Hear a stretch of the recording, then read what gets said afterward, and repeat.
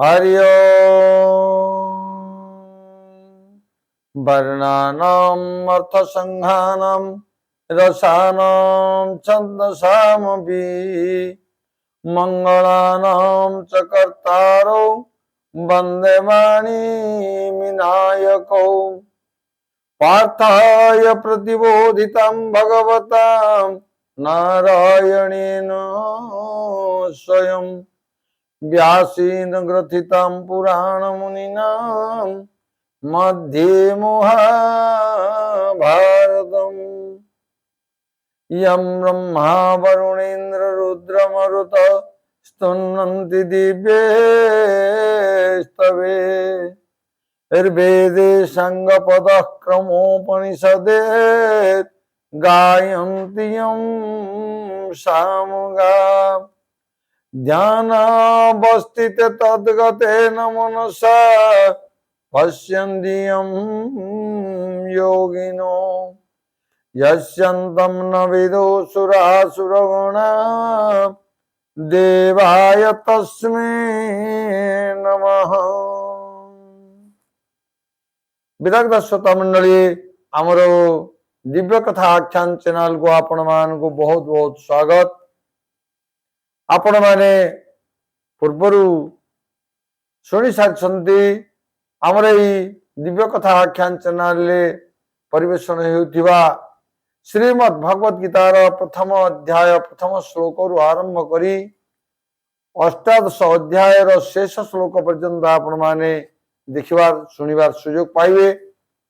तेबे पूर्व अध्याय रे आपण देखिछन्ते सुनिछन्ते श्रीमद् भगवत गीता प्रथम अध्याय दशम श्लोक पर्यंत। एबे आसंतु आमे सुनिबा आज श्रीमद् भगवत गीता प्रथम अध्याय एकादश श्लोक।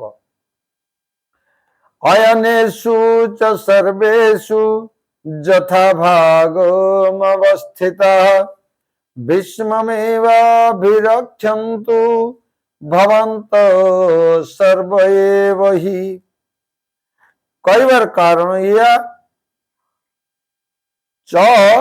आकु यदि आमे विचार करिबा तेबे दुर्योधन बाह्य मनरे निजर सेनार महारथी मानकु कहिले भवंत भवंत कहते आपण माने सर्वे एव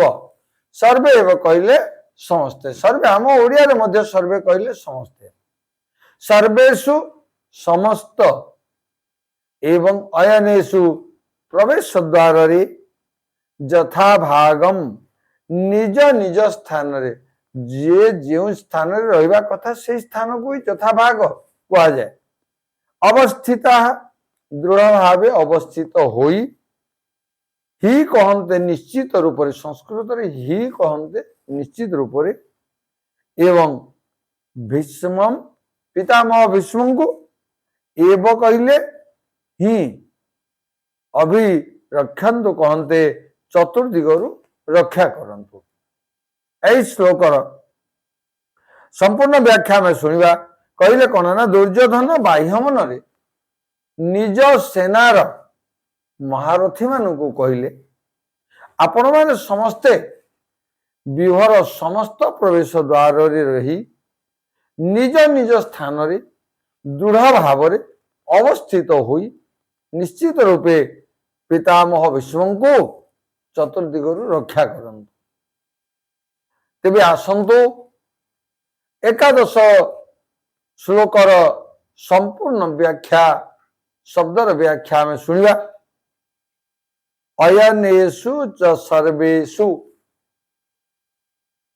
भवन्तः सर्व एव हि। एते दूर पर्यंत माने गोटे श्लोक आमे जदि देखिबा ये कहले कौन ना जो जो प्रवेश द्वार आपण मानू नियुक्त करा जायछि।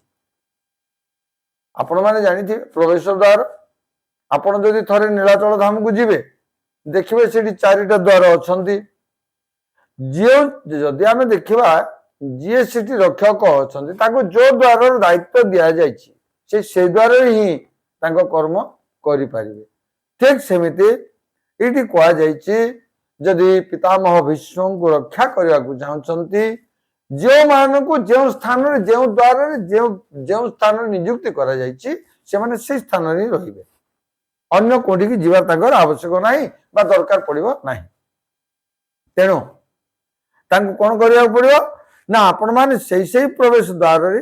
दृढ़ता पूर्वक रही सबु दिगरु सब प्रकार विश्व को रक्षा करन कहीं से पितामह तांको रक्षा करिया तांकर कर्तव्य तेणु से रक्षा करिवे एइथि तांको कहा जायछि ना भवंत सर्व एव हि भीष्म को सब दिगरु रक्षा करंतु कही दुर्योधन भीष्म हृदय भाव को निज आड़ को आने को चाहते दुर्योधन ये कथा चाहते हेले एपरी कहवार द्वितीय भावटी है भीष्म युद्ध करने समय जेपरी कौन सी व्यूह द्वार दे शिखंडी तांको सम्मुख को आसी न जाए से प्रति लक्ष्य रखिए द्रोणाचार्य पुत्र शिखंडी जदि युद्ध समय कौन सी दिगरु कौन सी पटरु कौन सी प्रकार आसी जदि भीष्म पाखरे पहुंची जाए तेबे हुए तो अनर्थ होबार बहुत संभावना अच्छी तेणु समस्त को सतर्कता पूर्वक दृढ़ भाव निश्चित भाव महजूत भाव एवं तांकर मन तन सब लगे कि नियुक्ति करके से रहा निवेदन करा जायछि जदि शिखंडी तांको सम्मुख को आसी जाए तेबे भीष्म ता ऊपर को शस्त्रास्त्र चलाइबे नहीं कहीं गुरु पुत्र तेणु भीष्म शिखंडी को बोध करिवे नहीं अतएव शिखंडी पूर्व जन्म रे नारी थिला एवं ए जन्म रे मध्य से प्रथमे नारी थिला परे पुरुष होइछि शिखंडी किए प्राय अनेक कहते अनेक जगार मतामत शुणा मिले शिखंडी नपुंसक बोली आपण माने जानुथिबे श्रीमद् भगवत गीता प्रथम अध्याय 11 नंबर श्लोक जिते प्रमाण करुछंती शिखंडी प्रथम नारी थिला परे पुरुष हैला नारी रो पुरुष हेले समस्त प्रकार शरीर परिवर्तन हो पारे मात्र जो केतेटा जिनिस अच्छी जो केतेटा अंग अच्छी से अंग प्रत्यंग परिवर्तन हेबो नाही तेणु एठी तांकु कहा जायछि जे एथिपाई भीष्म को नारी मन करंती एवं से शिखंडी सहित युद्ध न करिया पाई प्रतिज्ञा करिसंती काहे ना पितामह भीष्म गोटे नारी सहित युद्ध करिया पाई जदि मन बळैबे जदि इच्छा करिवे जदि इच्छा प्रकाश करिवे तेबे ता शास्त्र सम्मत हेई न पारे काहे जने योद्धा सहित युद्ध कले तहर फलाफल संपूर्ण भावे जानिबा को हेले खूब मजा लगे किंतु जने योद्धा पुरुष जने वीर केवल गोटे अबला दुर्बला नारी सहित जदि युद्ध करे ता अशोभनीय हो जिवो तेणु भीष्म मना कर दैछन्ते शिखंडी शिवंक वरदान द्वारा भीष्म को मारिया पाई जन्म होइछि देवदेव महादेवंकर वरदान शिखंडी को वरदान दैछन्ते जे जदि शिखंडी जीव से पुरुष हो कि नारी हो से पितामह भीष्म को मारी देव सेति ताको बर प्राप्त होइछि तेणु जदि शिखंडी थारु भीष्म को रक्षा करी दिया जाए तेबे से समस्त को मारी देवे भीष्म को भय थिला काले शिखंडी आसिक मत मारिदब कि तेणुक समस्ते सतर्कता अवलंबन पूर्वक अर्थात दुर्योधन समस्त को आदेश दिले जाकि तुम्हें पितामह भीष्म को आम चारि दिगरु अर्थात समस्त दिगरु रक्षा कर रखि था केवल जनक कबल शिखंडी कबल जदि शिखंडी आसी जाए तेबे मारिदब जदि शिखंडी कबल भीष्म को रक्षा कर दिया तेबे पितामह भीष्म समस्त को मारिदेवे जदि से खंडे ठार भीष्म को रक्षा कर दिया जाए तेरे से समस्त को मारिदेवे फल आमर निश्चय विजय हम ए सन्देह ना यह विचार करी दुर्योधन समस्त महारथी को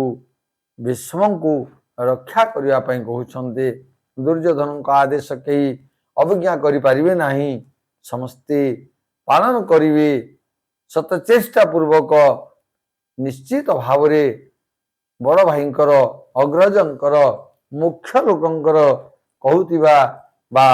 कहितिबा जो कथा तांको से पालन करिवे एवं शिखंडी कबलर पितामह भीष्म को रक्षा करने एठी दर्शाई तेरे विदग्ध श्रोता मंडली आमर ये दिव्य कथा आख्यान चैनल प्रचार करा जाउथवा प्रसार होउथवा श्रीमद् भगवद गीतार प्रथम अध्याय प्रथम श्लोक आरंभ करी धारावाहिक भाव प्रत्येक अध्याय प्रत्येक श्लोक को आम व्याख्या करूँ शुणवार अपूर्व सुजोग नियंतु एवं वर्तमान ए 11 नंबर श्लोकर व्याख्या समाप्त होती परवर्ती श्लोक टिके आपण चेष्टा करेंगे आम परवर्ती श्लोक यार पूर्व अंश शुणा पाइबे से पर्यंत समस्त मंगल कामना करी रहूची हरि ओम तत्सत।